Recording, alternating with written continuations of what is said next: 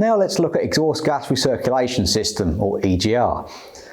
These systems are also sometimes called NOx reduction systems, or NRS.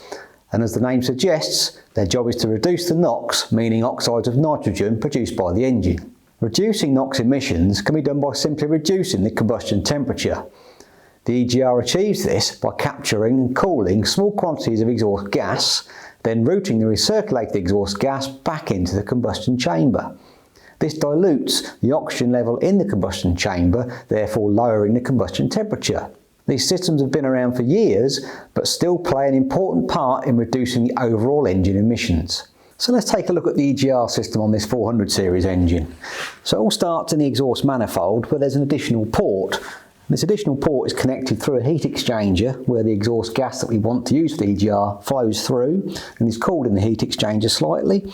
Back up this pipe into a control valve. This control valve on this engine is controlled by the engine ECM, which controls the amount of exhaust gas flow we have, where it goes into the inlet manifold. Simple as that.